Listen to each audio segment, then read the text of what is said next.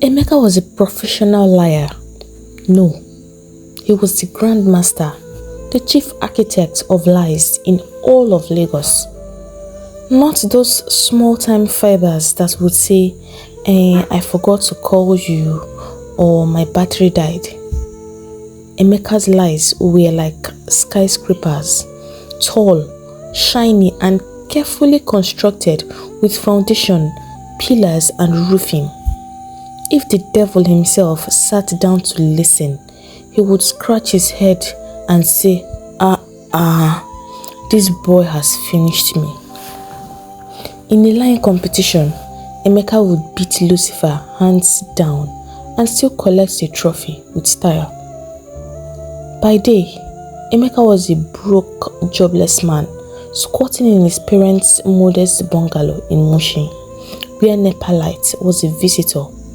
He also doubled as a caretaker of Okon's apartment in Lekki. Okon had jackpot to Canada and left keys behind. A golden opportunity Emeka grabbed with both hands. Once night fell and Lagos streetlights blinked awake, Emeka transformed like magic into Big Emekus, international businessman, oil magnate, tech investor, and philanthropist, all rolled into one sharp talking package. He would dig into Okon's wardrobe, pick out shiny designer shirts that still smelled like foreign perfume, spray himself with Okon's expensive perfumes to top it up, wear his expensive gold jewelries or diamond or whatever he could lay his hands on, and then step out like a GQ model. The car, always rented. One day it was Benz, next day Range Rover, depending on which car hire guy agreed to collect payment when he returned the car. As for his bank alerts, those were carefully downloaded screenshots from Google, edited with apps until they looked very real. Emeka had an MBA, but not from any university. His own MBA stood for Master of Borrowing and Arranging.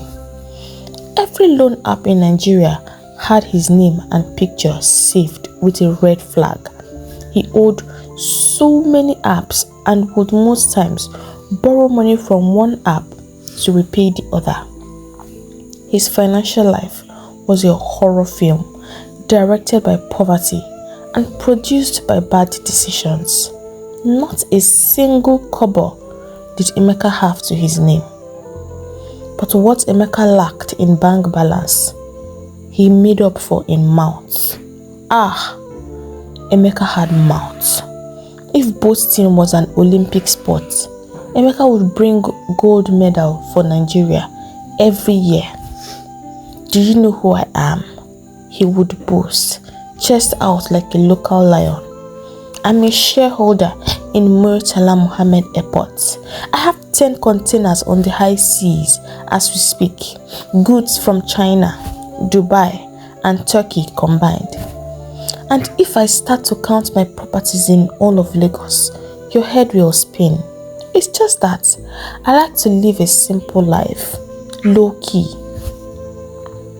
And who are you not to believe him? With all that confidence, even the angels in heaven would check their records twice, just to be sure. Every weekend, Emeka became a tourist in Lagos nightclubs with only one mission: to charm and conquer unsuspecting women. His favorite lines were, I'm relocating to Canada next month, just sorting out my visa. Or, my tech startup just secured a multi-million naira deal. Or the classic, I'm building an orphanage in Dubai because I believe in giving back. Women listened, women blushed, and women fell flat. And the shocking part, somehow Emeka always made these women pay the bills. Either his bank app was under maintenance, or had exceeded his transfer limits, or the network just vanished from his phone. He never ran out of stories. His lies flowed like River Niger. They were endless and capable of sweeping away common sense. And somehow, people easily believed him. Then one fateful night, Emeka met Ijoma, popularly called Ijay baby by her friends. Ijay was a special case. She was a young, beautiful woman with big dreams as tall as Third Mainland Bridge. But the energy to chase them, zero. In fact, -0. Ijay wanted the soft life, the baby girl life, where the only hard work required was blinking her eyes and scrolling through Instagram. She wanted vacations in Dubai, brunch in Lekki, and gifts just because. But ask her to hold down the job for 2 weeks. Wahala. Every job she managed to get ended with the same story. Either the work was too stressful or the boss looked at her one kind that made her spirit uncomfortable. Secretly, she believed that fine girls like her were not created to sweat. They were meant to be pampered like Chinaware. Yet, somehow, the universe gave her Chuka. Chuka in his early 30s. He was what the elders in the village would call a good man. Dependable, focused, and serious-minded. Chuka loved Ijay like Kilo Day. He loved her to the moon and back, and then around Jupiter for extra mileage. He paid her bills without blinking, sent her money for self-care and urgent hair needs, and then the urgent 2Ks he sent to her were countless, and even went as far as applying for jobs on her behalf. When she quit those jobs 2 weeks later, it was still Chuka who would console her with, "Don't worry, my love, a better opportunity will come." His friends used to gather him like elders at a family meeting. "Chuka, you are enabling her laziness," they would say. "You are training her to become a full-time liability." But Chuka, blinded by love and Ijay's big brown eyes, refused to listen. Well, until one day, when frustration pushed him over the edge. He scolded her gently, just small talk, saying, "Babe, you really need to try and keep a job, even if it's just for a few months. At least make some money to sort out some minor bills." That was the day the floodgates opened. Ijay broke into tears like she was auditioning for a Nollywood role. "So you want me to suffer? Chuka, if you see the kind of work they made me do in that place, you would cry for me. You said you care about me, but now you're making me feel useless. Am I not worth anything to you again?" She wailed, sniffed, and even added small hiccups for effect. Chuka, the soft-hearted lover, panicked. He begged and begged, wiping her tears with tissue. It took him over an hour and a half, plus 2 bottles of chilled malt to calm her down. That was the last time he ever corrected her. Love had tied his mouth. Meanwhile, Ijay's long-suffering friend and roommate Abigail had grown tired. Tired of all Ijay's excesses. Abigail had been preaching the gospel of hard work to Ijay for months, but Ijay's ears were permanently blocked. One evening, as Ijay was admiring herself in the mirror, as was her usual habit, Abigail lost her cool. "So, Ijay," she said, "when or if Chuka marries you, what exactly do you plan to bring to the table? What do you have to offer this man?" Ijay turned around slowly, like a beauty queen doing a catwalk. She spread her arms wide and smiled proudly. Me? I am a table, Abigail. Look at me now. Full package. See beauty everywhere. This kind of beauty was not designed by God to suffer at all.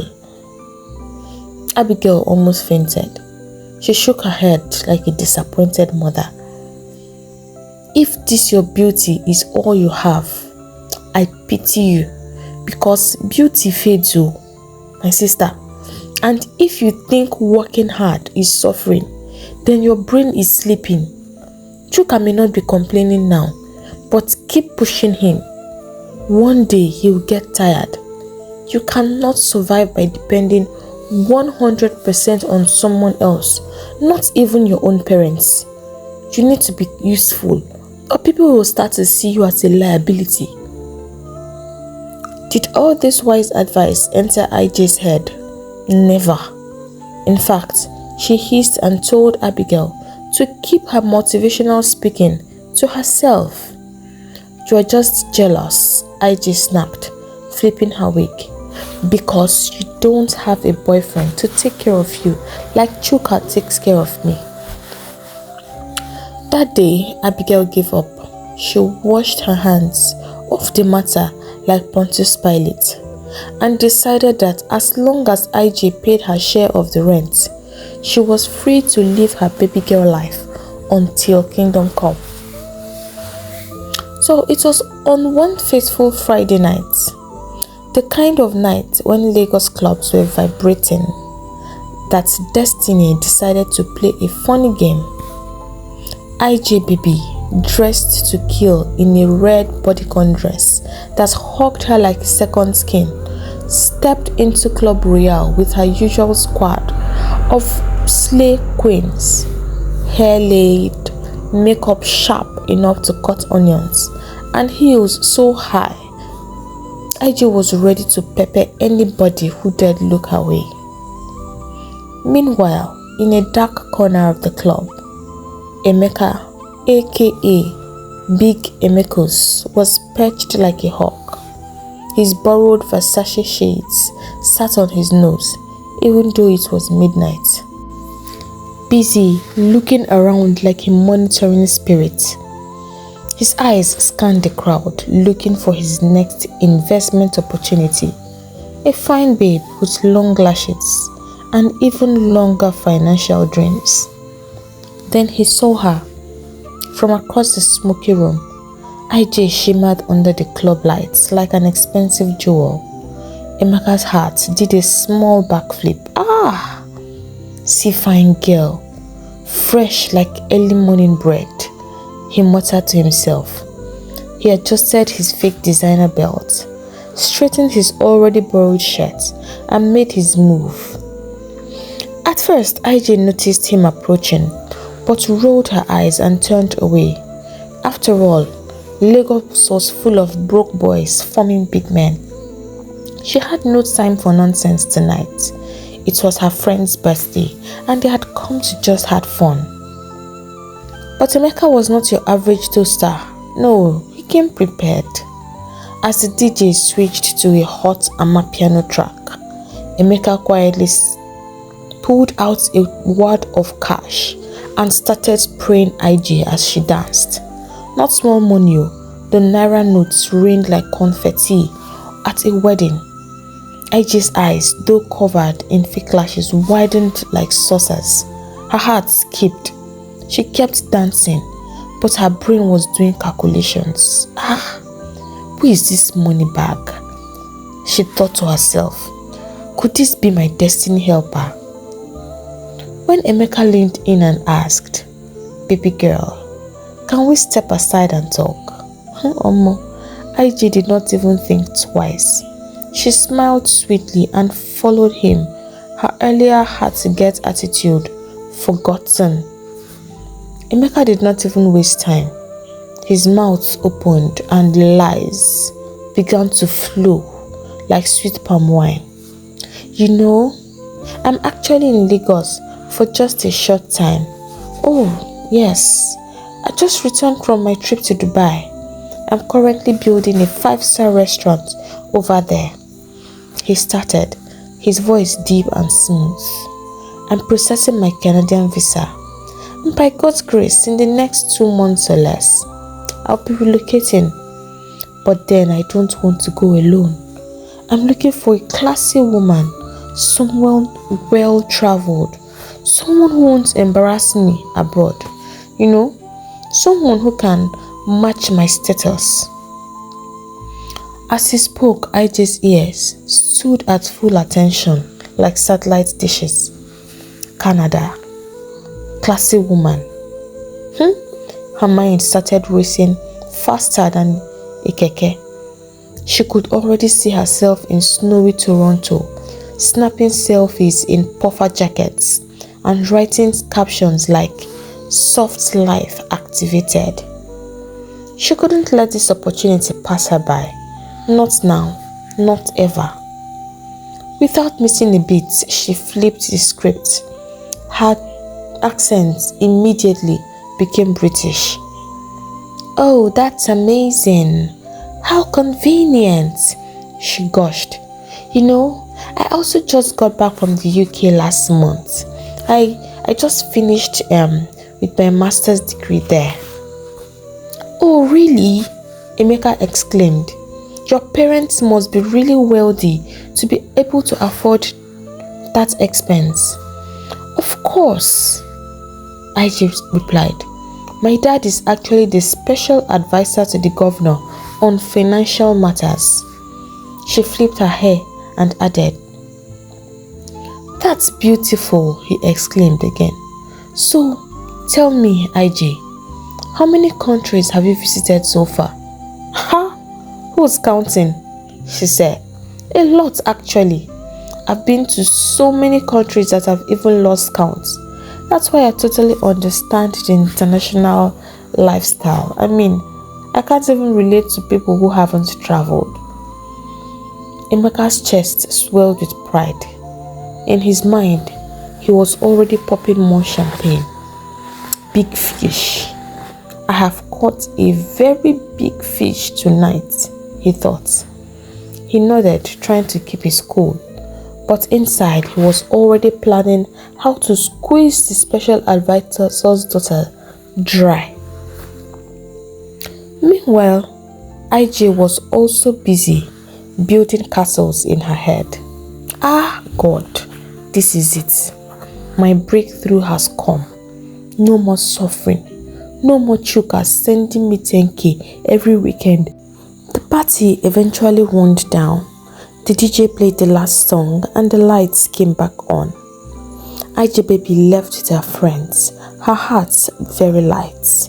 She couldn't wait to tell Abigail, or rather, show Abigail that her dreams were finally coming true.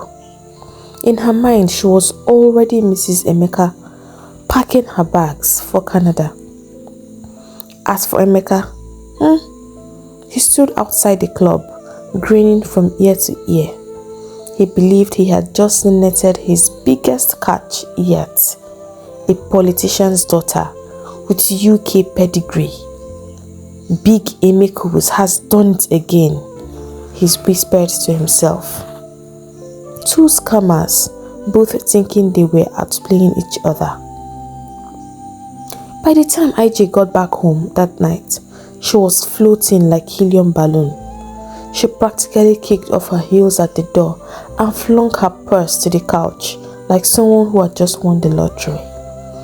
Abigail, who was sitting quietly in her corner reading a book, looked up immediately and noticed the suspicious excitement dancing on Ijay's face.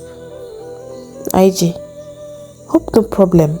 Abigail asked, raising one eyebrow. "Problem, K?" Ijay twirled around the room. "Abigail, my story is about to change. No, in fact, my story has changed. My level has shifted.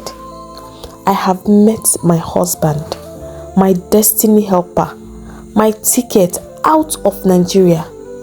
She sang, clapping her hands like she was in a revival service. Abigail dropped her book slowly. "Husband," Which husband again? Is it not Chuka you have, or did I miss the wedding invitation overnight? Ijay rolled her eyes. Abigail, please. Don't annoy me. Who is talking about Chuka? I'm talking about Big Emekus, a rich international businessman who is processing his visa to Canada. Canada, babe.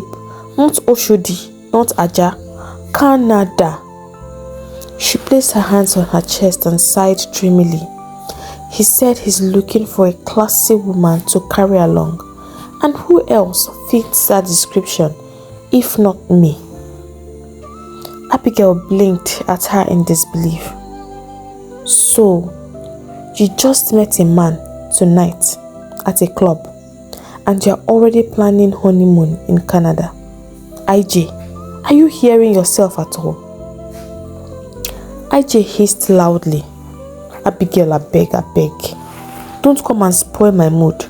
Who would see meat and decide to eat bone? Tell me, who, if not a dog? I should leave international husband and stay with Chuka that is managing to send me small money every weekend. God forbid. I was not born to suffer. My mama did not carry me for 9 months for me to come and live this kind of life. This is my opportunity to japa, and I will grab it with both my hands and my 2 legs too. Abigail's heart sank. She stood up and walked closer to her friend. Ijay, this is not right. Chuka has been nothing but good to you. He pays your bills, finds you job you keep quitting, supports you even when people says he's spoiling you. That man truly loves you, and this is how you want to pay him back? For someone you just met at a club, someone you know nothing, absolutely nothing about. But before Abigail could finish, Ijay raised her hand like a traffic warden. Stop there, Abigail, please. Keep all that motivational talk to yourself. Love does not pay bills, my dear. Love will not stamp my passport.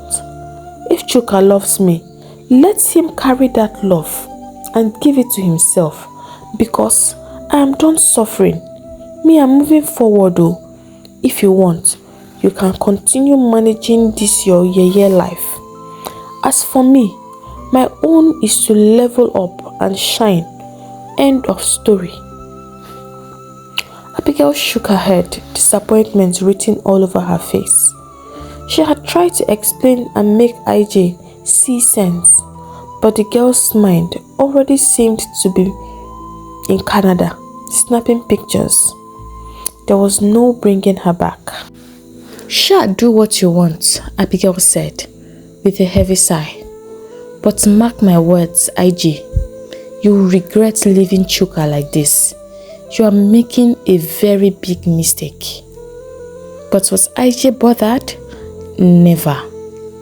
She threw herself on the couch with a wide grin, already daydreaming about working in Canada's airports in designer shades, living her old life, and Chuka far behind.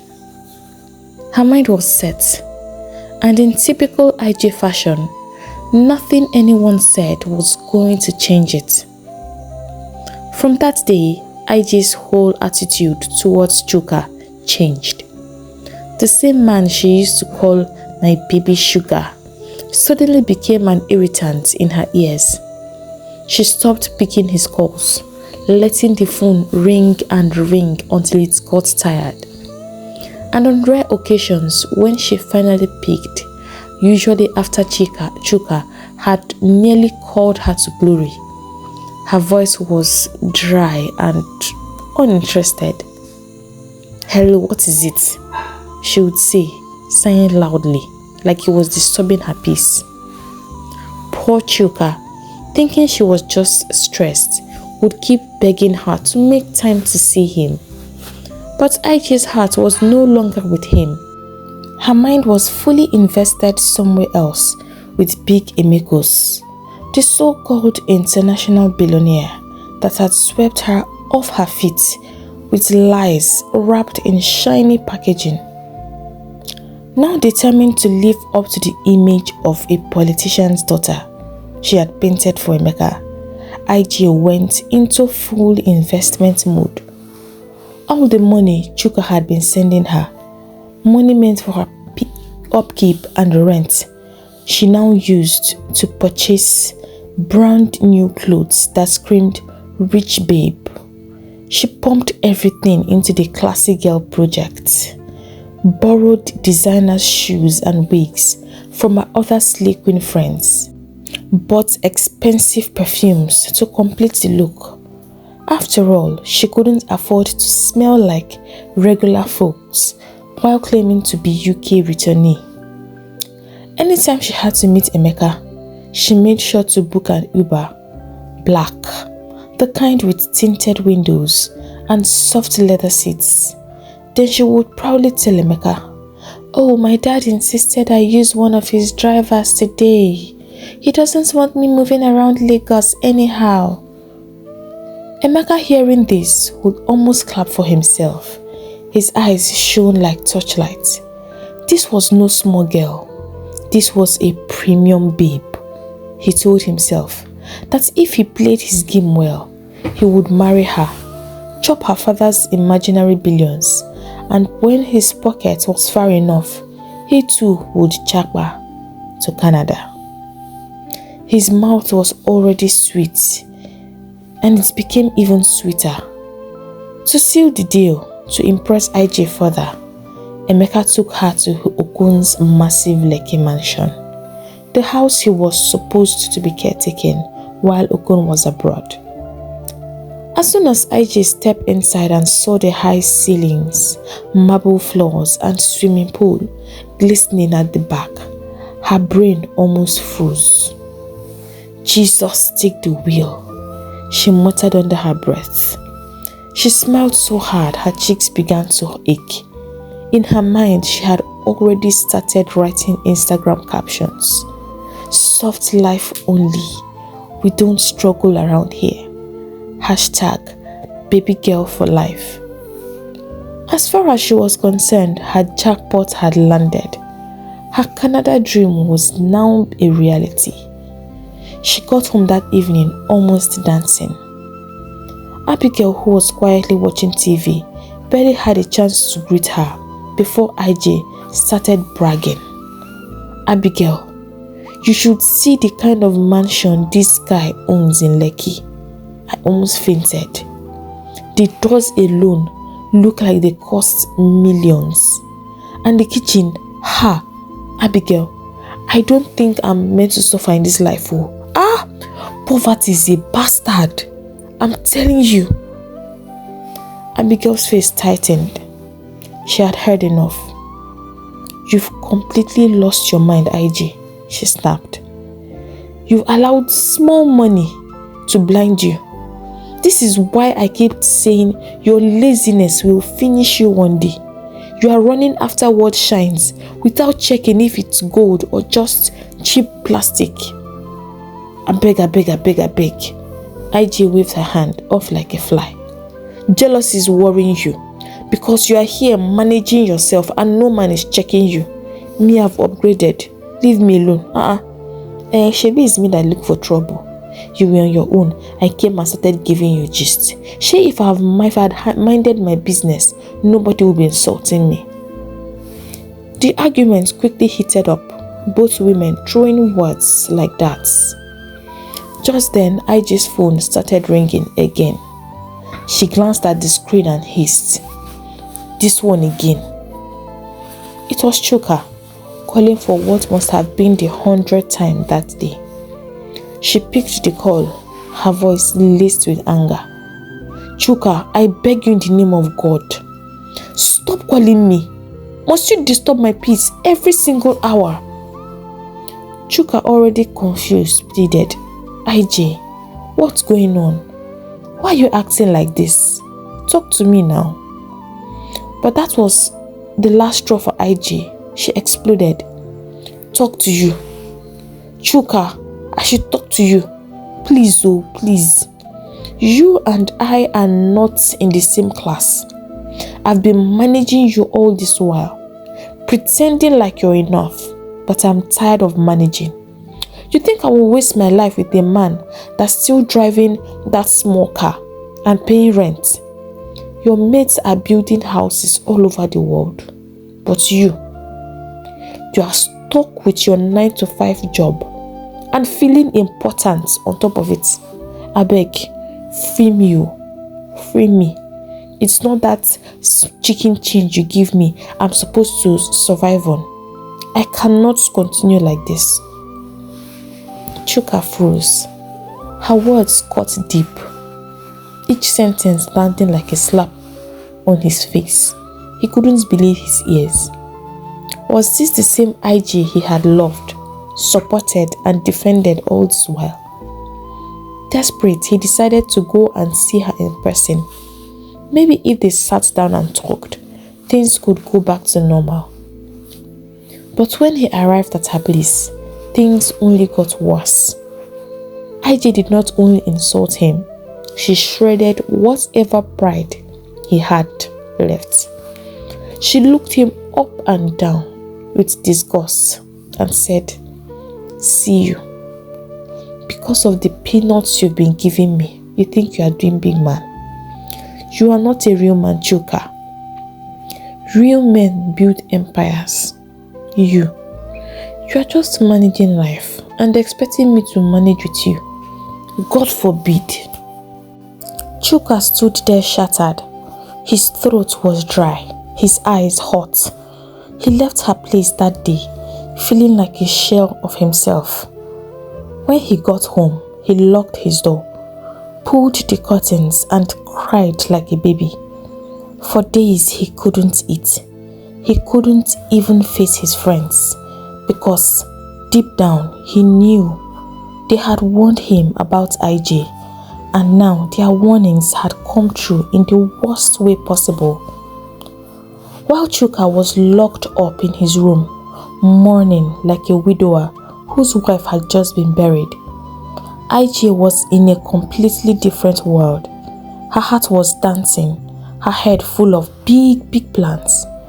As far as she was concerned, her future was already shining bright. And in that bright future, there was only one mission: hook Big Emekus by fire, by force. She sat down on her bed, chewing gum and thinking about how to hook Emeka. Then, boom, a bright idea struck her. Pregnancy. She whispered, her eyes lighting up. Yes! If I get pregnant for this man, game over. He will have no choice but to marry me before another Lagos babe steals my destiny. She chuckled to herself and even clapped lightly. Ah! Ijay baby, your brain is too sharp. Who born you safe? She admired herself and imagined how she would rock her baby bump in designer maternity wear while preparing to japa to Canada. Her life was about to sweeten.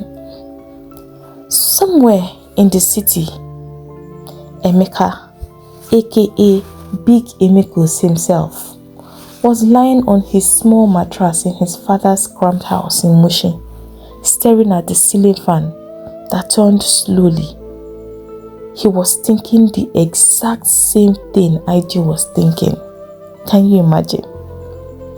If I can just get this babe pregnant, he muttered to himself. Then, jackpot don't land. Her father will be forced to settle me well to cover the scandal. Before you know it, I'll move into big boy level, marry her, cash out, and then, Canada, here I come. He looked around at the peeling paint on his walls and the tiny window. He smiled bitterly. Very soon, all this suffering will be a thing of the past. Big Emekus can never end like this. And so the two lovebirds continued their fake fairy tale, each one secretly scheming to trap the other. They continued to package themselves, wearing the mask of class and luxury, while both of them had no idea they were swimming in borrowed glory. But to Ijay's surprise, things were not exactly working the way she had imagined.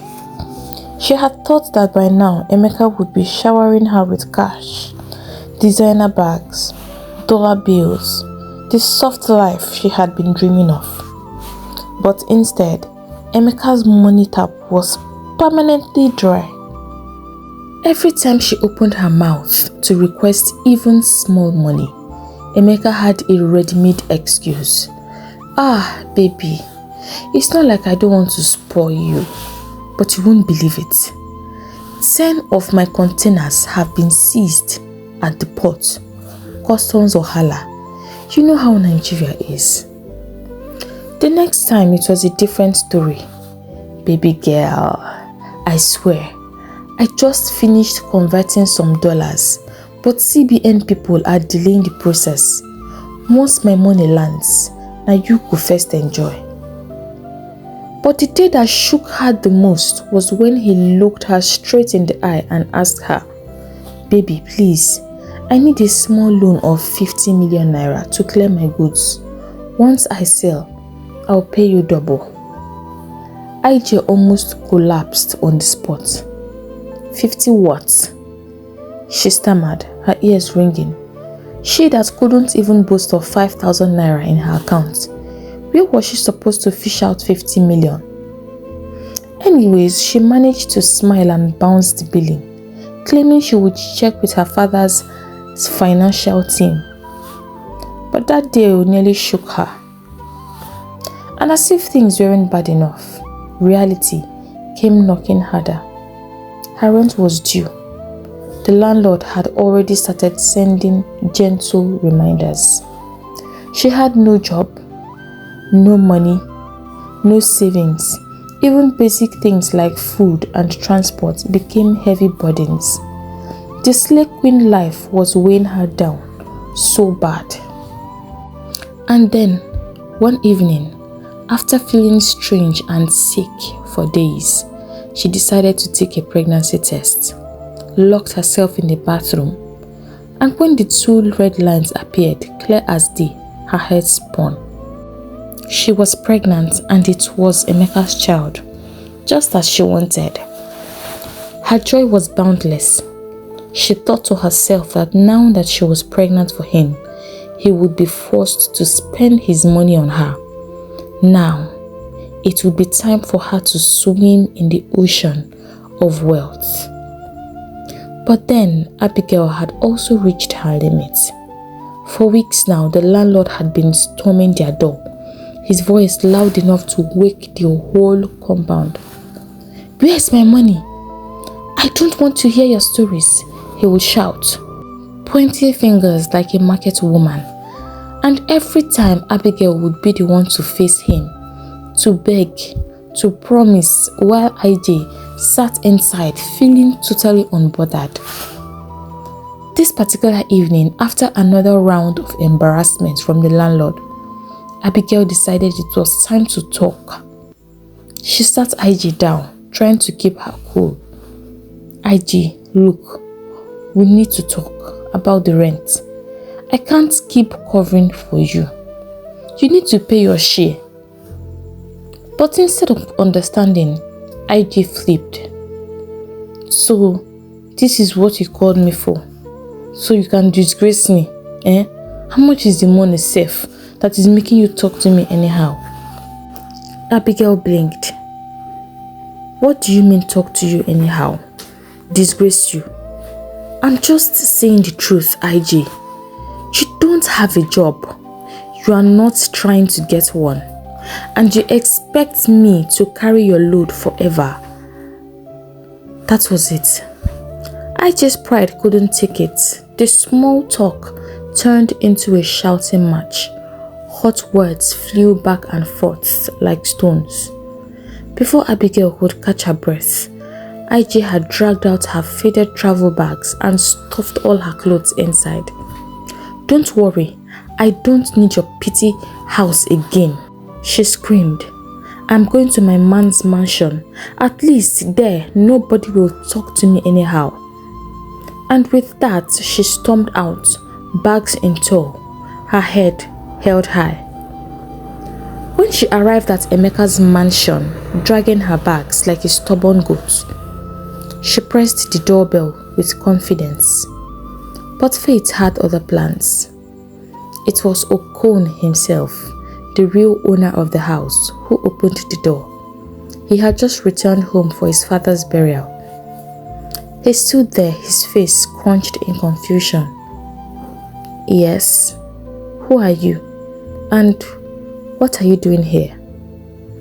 Ijay's mouth fell open. "Excuse me? Who are you to question me in my man's house?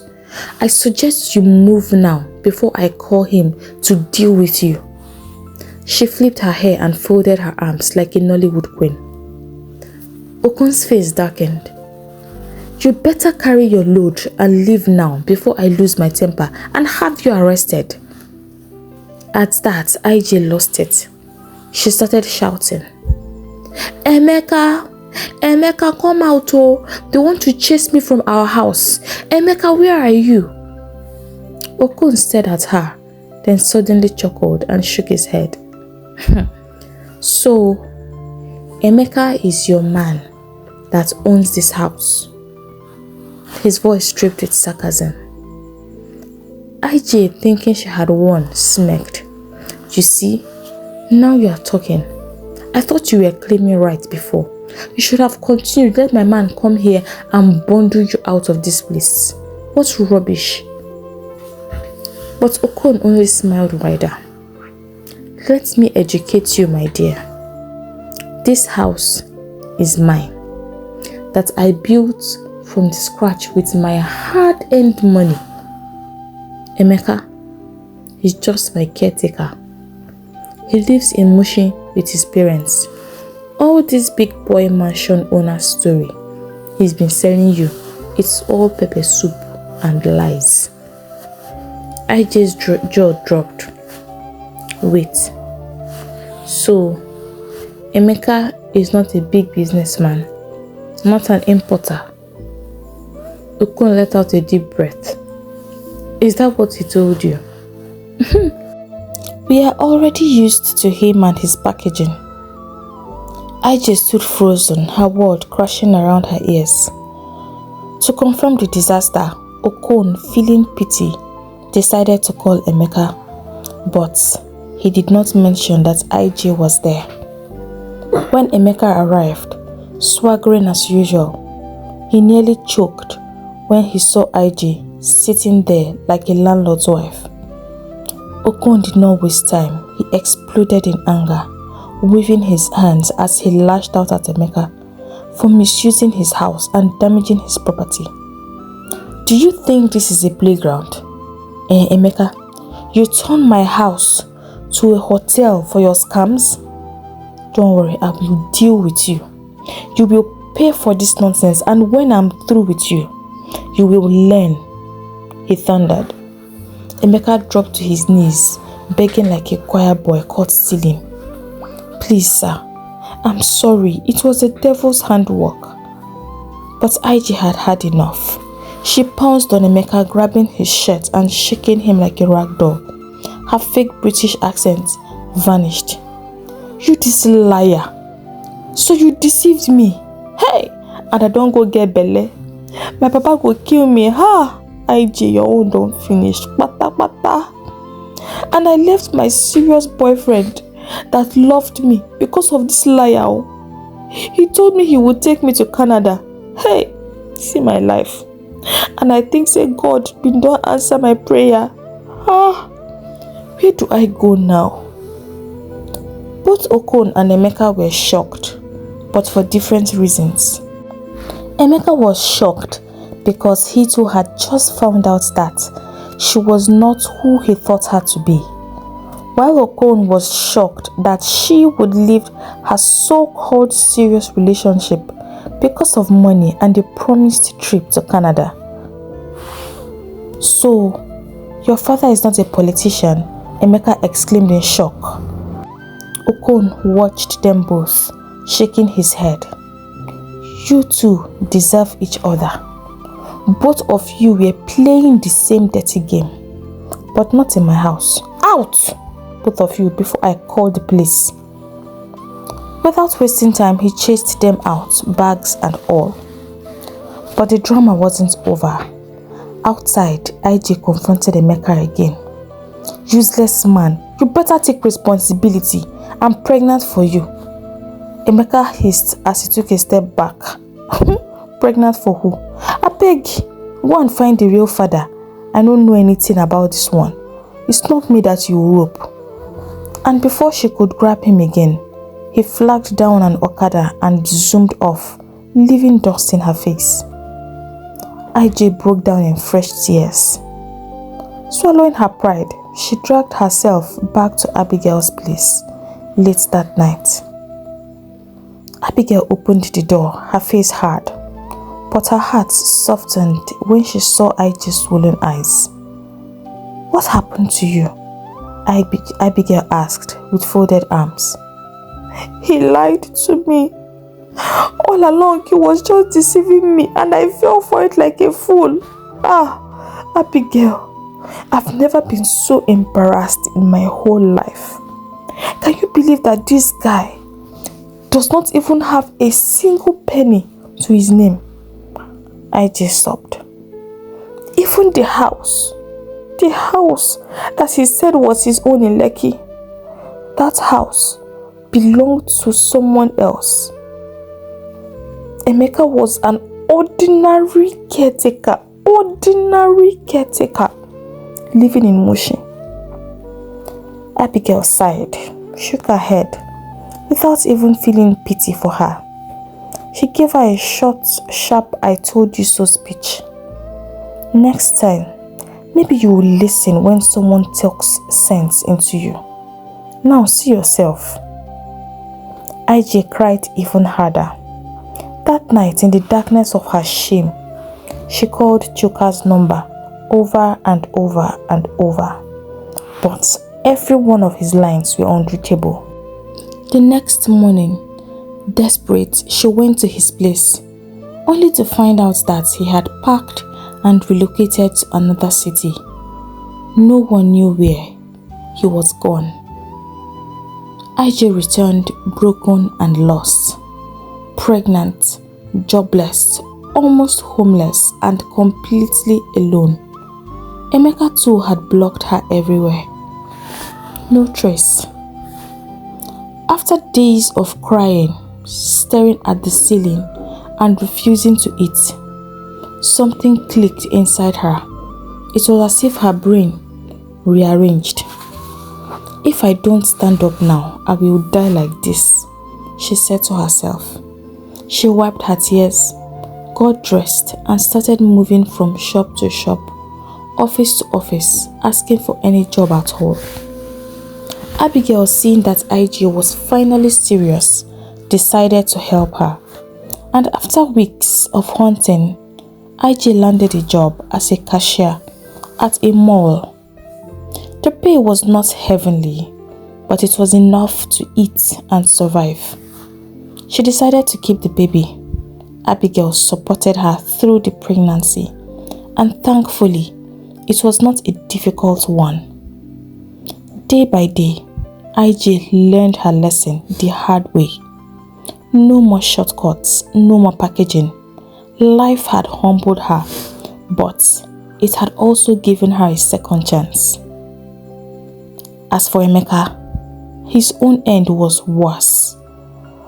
Okon discovered that his expensive watches and gold chains, diamonds, were missing, and his luxury car, which he parked, had been bashed.